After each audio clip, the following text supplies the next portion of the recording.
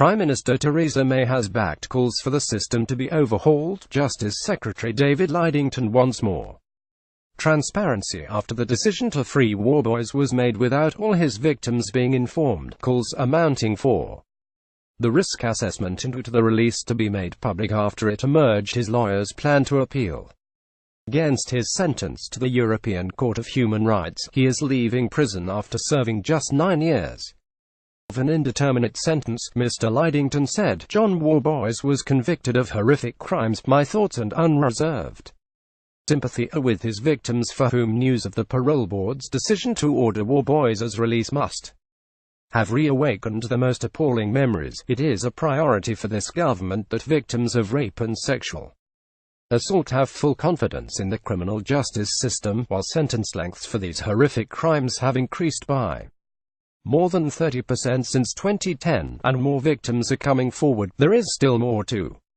do. While it is right that the parole board should remain an independent body, I believe that there is a strong case to review how to allow greater openness about the decision-making process. We also need to make sure arrangements across the criminal justice system ensure victims are both heard and, if they wish, kept informed about their case. Theresa May has taken a personal interest in the furore surrounding Worboys' release like everyone else. The Prime Minister's thoughts are with the victims of Worboys' horrendous crimes. A No. 10 source Mr Lidington said he had had talks with the chairman of the parole board, Nick Hardwick, and Victims Commissioner Baroness Newlove about what changes could provide greater transparency and ensure victims are heard and kept informed about their case.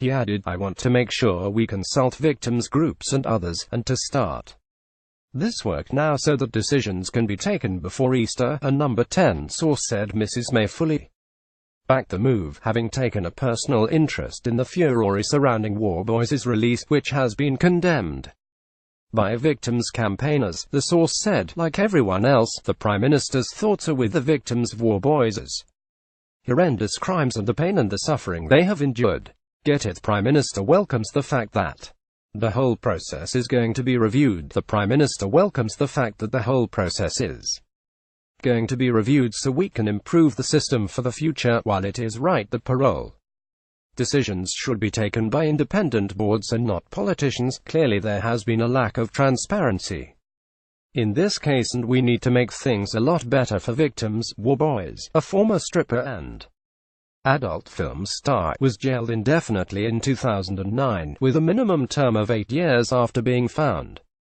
guilty of attacks on 12 women over 18 months involving rape, assaults and drugging. Police believe he may have targeted more than 100 other victims. A presentence report described him as a repetitive predatory sexual offender.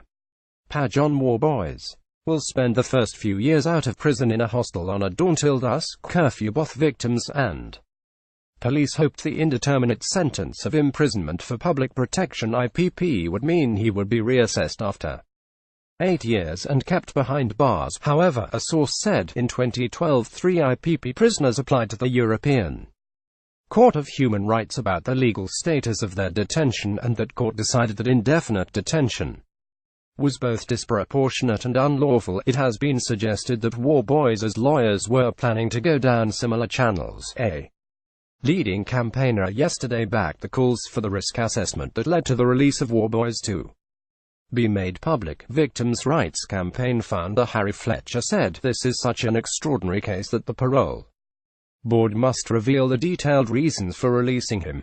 Swain's John Worboys was a former stripper and adult film star, and that should include what evidence they have that he addressed his offending behavior while in prison. Otherwise, he said, he feared Worboys could strike again. Mr Fletcher added, "It is extremely difficult to believe that this man does not pose a risk," and he asked, why was he only charged with 1 count of rape? Had he been charged with more than one offense, then his prison sentence would have been a lot longer.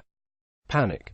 Hardwick, as the chairman of the parole board, Mr Fletcher, also revealed that taxpayers will have to fork out almost £400,000 over the next decade for his housing and surveillance costs. Worboys, 60, will spend the first few years out of prison in a hostel on a dawn till dusk curfew before being moved to supported accommodation, which will cost £15,000 a year, because Worboys is feared to be such a predatory sexual offender. 2 teams of 12 police officers will keep around-the-clock eye on him to make sure he does not re-offend. Worboys' victims had been drinking in bars in London's West End. He pretended to have won the lottery and to celebrate offered them champagne, wine and vodka laced with powerful sedatives. Pixel Carrie Simmons, one of the cab drivers' victims, was picked up and given a spiked vodka by Worboys. Typical was Carrie Simmons, then 19, picked up and given a spiked vodka by Worboys as she made her way home from a night out in Chelsea. 2 East Sheen. There is no current police inquiry into Worboys, but the Crown Prosecution Service said 3 rape and sexual assault cases not presented at his trial could now be used against him.